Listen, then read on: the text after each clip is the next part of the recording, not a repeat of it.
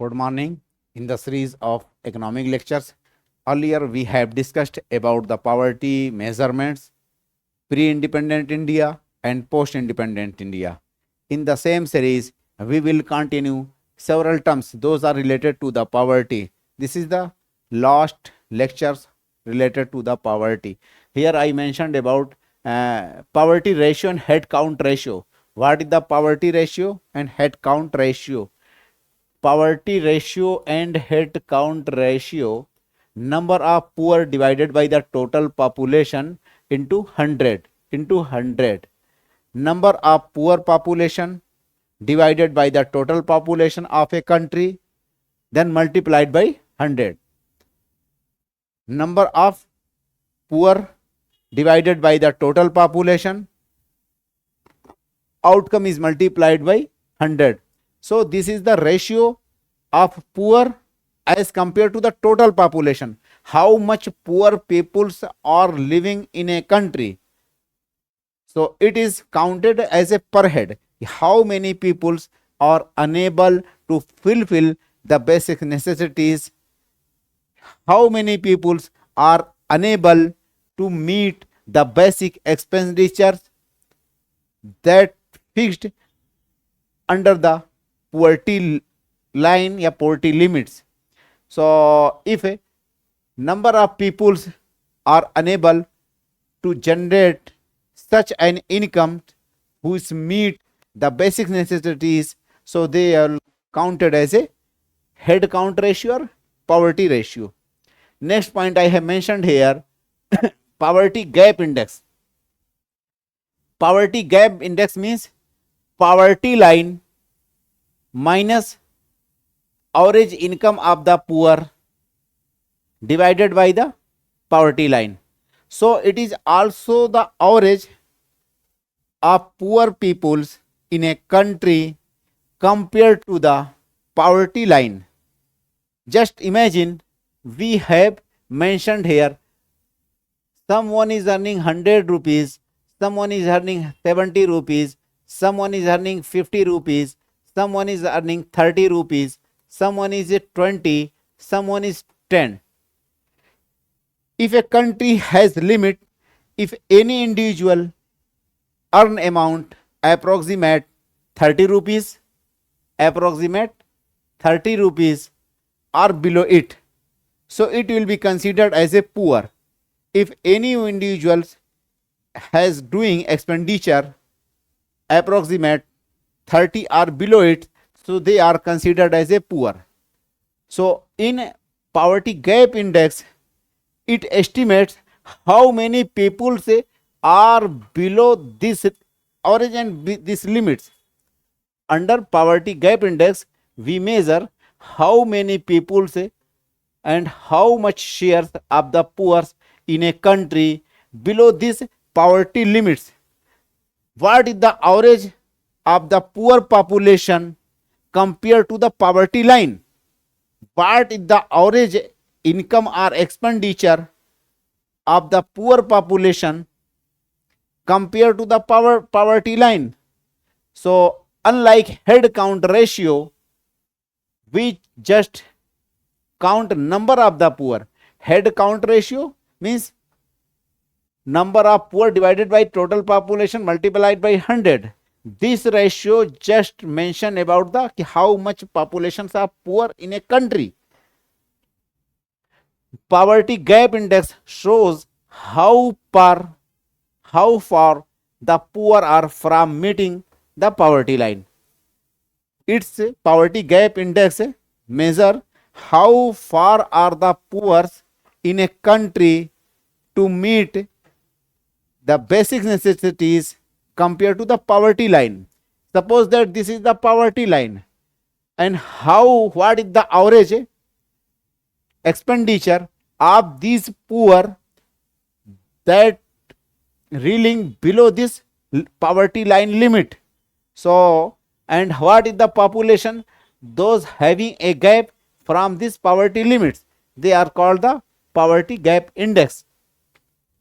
Next point I mentioned here, poverty gap index, it measures intensity and severity of the poverty. poverty gap index, it measure intensity and severity of the poverty in a country. Further, we can say it also measure the inequality. It also measure the inequality. Next point I also mentioned here, cultural poverty. What is the cultural poverty? Oscar Lewis, it is a term, it is a concept that was given by the Oscar Lewis. Cultural poverty, this term was given by the Oscar Lewis. In PCS exams, such type of questions are frequently asked. So due to that, I mentioned these topics here. Cultural poverty, this concept was given by the Oscar Lewis. It is a way of life. Cultural poverty means it is a way of life. Cluster of traits that developed as an adaptation among the poor to live in a similar manner, to live as a poor. Several traits and features that generated in a poor population, particularly in capitalized country, and they didn't want to come out from the poverty. So these are called the cultural poverty. It is the culture, it is the practice, it is the trait that develop among the poor population, and they has started to live in a similar manner. They do not struggle to come out from the poverty, and they assumes that these are the luck that willing to live as a poor. So this concept was given by the Oscar Lewis. Another things I mentioned here, vicious cycle of the poverty. This concept was first described in a book known as the problem of capital formation in underdeveloped countries. Problem of capital formation in underdeveloped countries. A book was written by Professor Ragnar Nurks. Ragnar Nurks, N-U-R-K-S-E, Nurks. N-U-R-K-S-E, Nurks. Ragnar Nurks. He written a book known as Problems of Capital Formation in Underdeveloped Countries. Problem of capital formation in underdeveloped countries. This question was also earlier asked in examinations. So who written Problems of Capital Formation in Underdeveloped Countries? Professor Ragnar Nurks. He mentioned in this book vicious cycle of poverty concept. He mentioned the concept of vicious cycle of poverty in the book known as Problems of Capital Formation in Underdeveloped Countries. This book was written by Professor Ragnar Nurks. Vicious cycle of poverty discourage investment through both side demand and supply.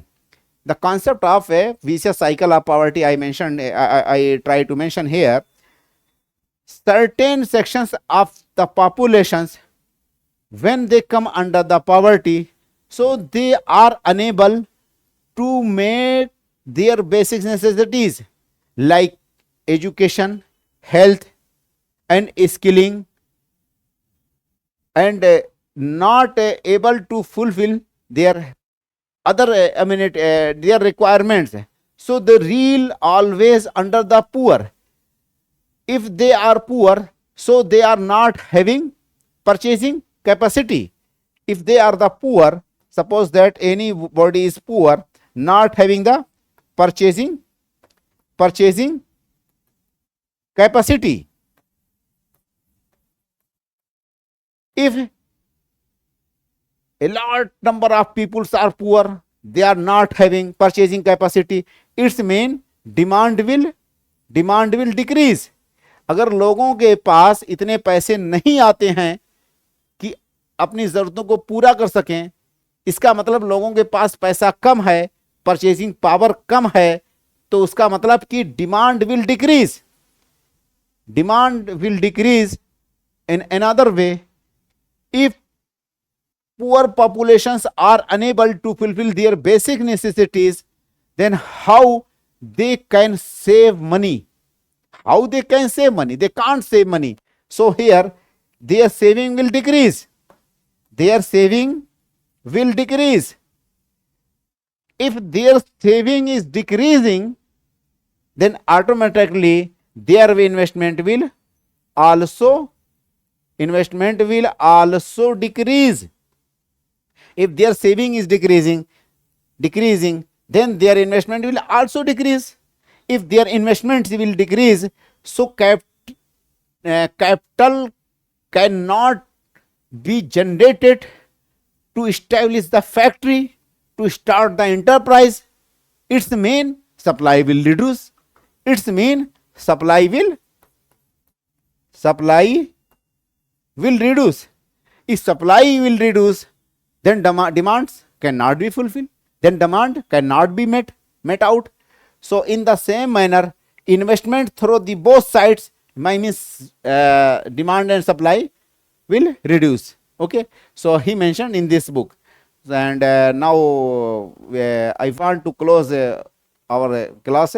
And one thing I want to mention here, in our PDF you can found all the necessary informations related to different PCS examinations like UP PCS and BPSC. Just like they are asking the questions related to which state is the the per capita income of which state is more high, and the per capita income of which country, which state is low. Why countries of both countries are, I means like Eastern India is poor and their per capita income is low compared to another countries. So now we will close our discussion here, and in the next topics we will continue from here. Okay, all the best. Bye.